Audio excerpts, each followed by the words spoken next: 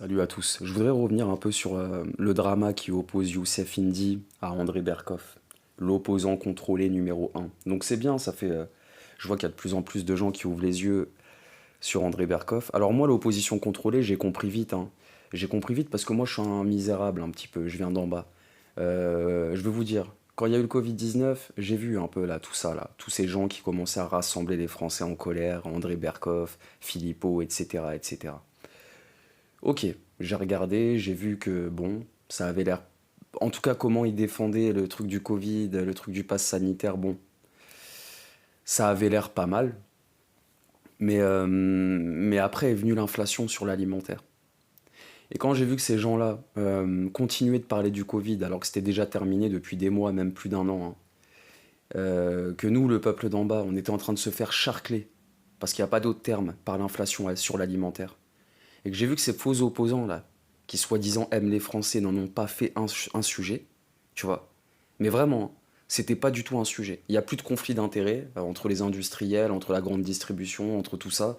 Les Français crèvent la dalle, et ces gens-là n'en ont pas fait un sujet, alors que le Covid était terminé. Là, déjà, ça m'a mis la puce à l'oreille, les gars. J'ai compris que, bon, il y avait un truc louche. J'en ai déduit que cette opposition, finalement, était aux mains de la bourgeoisie. Et c'était donc pour ça qu'ils ne parlaient pas d'inflation sur l'alimentaire, qu'ils n'en faisaient pas un sujet, que c'était pas forcément une priorité pour eux. Alors que pour moi, c'était le sujet qui pouvait rassembler les estomacs des misérables, hein, et des moins misérables. Tu vois. Mais j'ai compris que eux étaient trop occupés à diviser les esprits de la plèbe. Et j'ai compris que ce soit Berkoff, Philippot, Asselineau, tous ces gens qui n'ont pas parlé d'inflation sur l'alimentaire, j'ai compris que c'était tous des bourgeois. Ou au minimum, ils viennent de milieux aisés. Donc là, déjà, j'avais compris qu'il y avait un problème, tu vois. Que moi, j'étais plus en accord avec ces gens-là. Ensuite est venu le conflit israélo-palestinien. Et c'est ce qui a permis à plein de gens d'ouvrir les yeux sur Berkoff. Mais moi, j'avais déjà compris la carotte, dans le sens où je voyais que pour eux, le Covid, c'était juste un moyen de faire de l'oseille. Tu vois, quand tu parles du Covid pendant des années, parce que soi-disant, tu t'inquiètes de la santé des Français, et quand ces mêmes Français n'ont rien à manger, il y en a certains qui vont à l'école le ventre vide, euh, et que t'en parles pas, je me dis, il y a un problème là. Il n'y a pas d'amour là-dedans, il y a pas ces gens n'aiment pas le peuple. Ces gens aiment juste leur propre intérêt.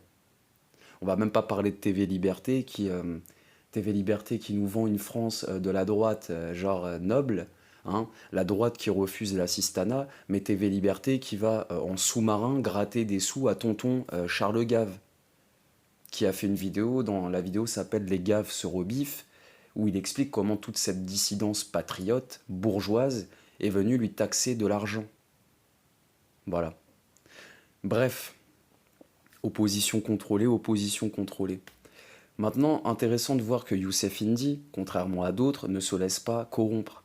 Parce que finalement, Berkoff lui a proposé de l'inviter pour des interviews sur un ancien livre que Youssef Indy avait sorti, tu vois. Mais ça, quelque part, c'était comme un sucre. C'était pour lui dire, hé, hey, You, viens, au pied. On va te faire un peu de publicité. Regarde tous ces gueux en colère qui sont prêts à acheter ton livre. Regarde tous ces goïms. Eh, la colère, ça paye bien. Allez, viens, assieds-toi. Et bah là, Youssef, par rapport à d'autres qui ont dit oui, Youssef a dit non.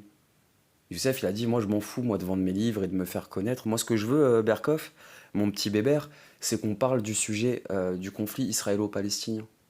Bah oui, bébert, parce que toi, bébert, tu te permets de chanter à la gloire d'Israël sur une estrade devant une assemblée. Mais chanter comme un mec en transe, hein. Attention, je sais pas ce qu'il avait pris avant, mais il était en transe. Si je le vois un jour chanter la France, euh, bon, il pourra le faire avec la République, à mon avis, mais je parle de chanter la France avec le même cœur. J'aimerais bien voir ça. Le vioc était en transe.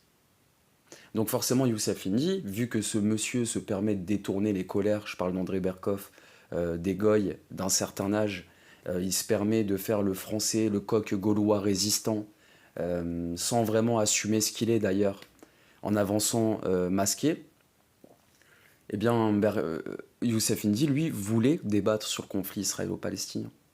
Il aurait très bien pu se contenter du petit sucre que Berkoff lui a tendu. Voilà. Berkoff l'a bloqué sur Twitter, puis l'a débloqué. Parce que forcément, Youssef Indy, il a une petite communauté derrière lui, et puis les gens comme Berkoff, ils aiment pas, hein. Ils aiment pas quand ils sont démasqués devant trop de monde.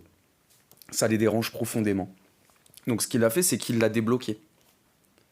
Il l'a débloqué en essayant de faire un peu de l'inversion accusatoire, de l'esquive, quoi. Enfin, vous connaissez ces gens-là. Ils sont dans l'esquive permanente. Ils esquivent, ils essayent même là-dedans, ils sont encore dans la manipulation en essayant de détourner la colère de certains Gaulois, d'emporter certains Gaulois avec eux, tu vois. Donc voilà, je trouve quand même intéressant. Alors pour ceux qui sont pas allés voir, allez-y. Youssef Indy a fait une vidéo là-dessus, hein, sur la censure que Berkoff veut lui faire. Je suis désolé, hein, moi je suis pas psychodélique, je vous mets pas les articles, je vous lis pas les articles, je vous surligne pas les mots, je vous essuie pas la bouche après manger, je suis navré les gars. Mais bon voilà. Donc Youssef Indy, lui, il n'a pas lâché et a demandé encore un débat sur le conflit israélo-palestinien.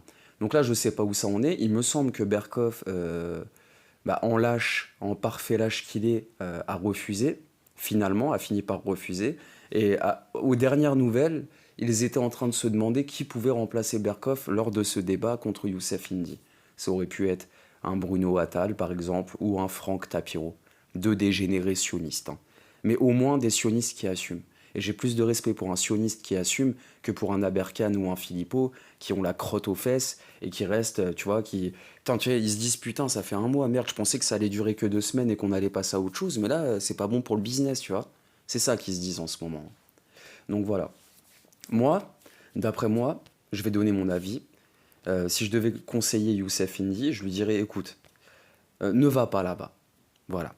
Maintenant, il faut qu'il y ait une frontière claire entre les opposants contrôlés, ceux comment dire, qui ne savent pas résister à l'appel de l'argent, de la YouTube monnaie, de l'oncle Sam, d'accord, et les vrais opposants. Ceux qui n'ont pas peur de prendre des coups, ceux qui n'ont pas peur de dire les mots, ceux qui n'ont pas peur d'aborder les sujets, sans penser à leur petite chaîne YouTube ou à leur petite notoriété. Vous comprenez ça? Il faut absolument que vous arrêtiez la vraie dissidence de vous mélanger avec eux. Parce que finalement, ça met un flou.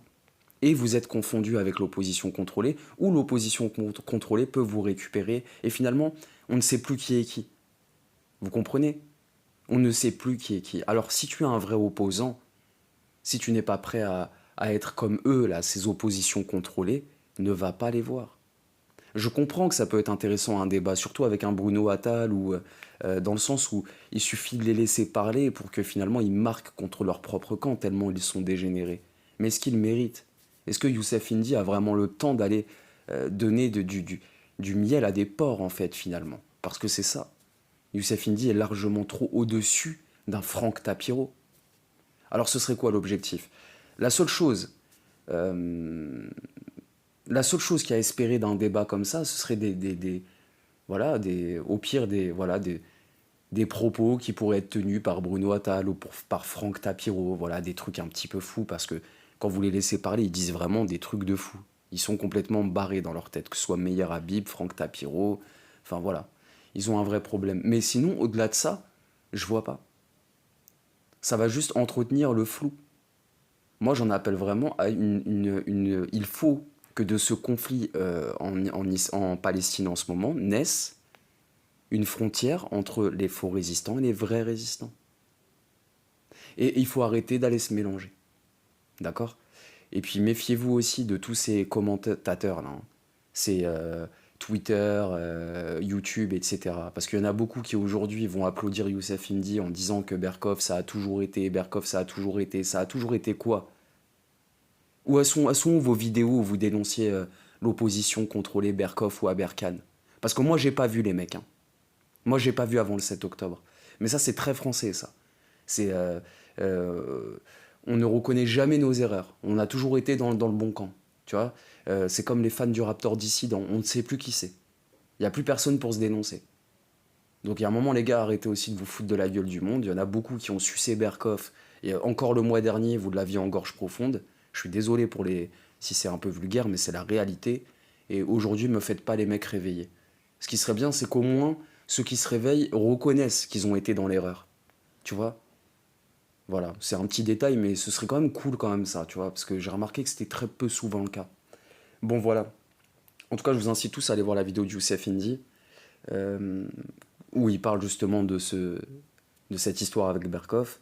Et n'hésitez pas à dire ce que vous en pensez. Mais moi, je vais vous dire pour conclure, ça me fait penser un peu à Poutine. Tu vois, un Youssef Indy, un Alain Soral, ou ces gens-là, même des gens avec qui je suis pas d'accord, mais je vois que c'est des vrais opposants. Tu vois, ils me font penser à Poutine. Poutine, il a toujours été là à vouloir discuter avec des lâches, à vouloir discuter avec des voyous, avec des gens qui mentaient, qui n'étaient pas honnêtes. Et il le savait. Et pourtant, il a toujours voulu jouer selon leurs règles du jeu. Bon, c'est quoi à la fin? Qu'est-ce qui s'est passé à la fin? Ils n'ont fait que retarder l'échéance. Mais finalement, c'est ça qui est arrivé. C'est qu'aujourd'hui, personne ne se parle et c'est la guerre. Et aujourd'hui, le camp russe a décidé d'avancer. Et de ne même plus regarder ces gens-là. Il y a deux mondes là qui avancent. Et ici, il faut que ce soit pareil. Arrêtez de la faire à la Poutine et d'aller parler avec ces gens en sachant qui ils sont. Vous ne faites que retarder l'échéance. Et Poutine, il a retardé l'échéance pourquoi? Pour gagner du temps. Mais heureusement que ça s'est fini un petit peu en guerre, parce que sinon on serait en train de se demander si Poutine aussi a pas quelque chose à gagner à ça. Tu vois, moi pendant des années, je me suis demandé pourquoi Poutine ne faisait rien quand les Américains se permettaient de faire ce qu'ils ont fait en Syrie. Quand je me disais, mais pourquoi Poutine regarde ça sans rien faire? Donc heureusement, à la fin, il est passé à l'action. Mais parce que j'étais en train de me demander, tiens, s'il participe à ça, c'est peut-être que lui aussi, finalement, il est tu vois, dans l'arnaque. Peut-être que lui aussi, il joue un rôle, tu vois. Et si vous continuez d'aller chez Berkov, d'aller chez ses opposants contrôlés, et ben à la fin, on va se demander aussi si vous faites exprès. Mais finalement, ne soyez pas dupes, hein. À la fin, il y aura une scission entre ces deux parties-là. Alors pourquoi perdre du temps? Pourquoi ne pas commencer maintenant? Être clair, mettre une frontière claire. Parce que comprenez qu'il y a plein de petits jeunes, c'est compliqué, hein. Imaginez quelqu'un qui ouvre les yeux là par rapport au sujet au conflit israélo-palestinien. Il ouvre les yeux et commence à s'intéresser à la dissidence. Vous y êtes depuis des années, les gars. Mais ça va être long pour eux, hein, de faire le tri entre les oppositions contrôlées, les vrais opposants, les arnaqueurs, ceux qui détournent juste la colère des Français, ceux qui, vous voyez, ça va être compliqué. C'est pour ça qu'il faut une scission claire. Il faut, je sais pas si on dit ça, ouais, une scission. Il faut une séparation, il faut une frontière. Et il faut à tout prix dénoncer les opposants contrôlés, qu'ils ne puissent plus arnaquer qui que ce soit. Voilà, moi c'est mon avis. Les amis, dites-moi ce que vous en pensez, je vous laisse là-dessus, prenez soin de vous.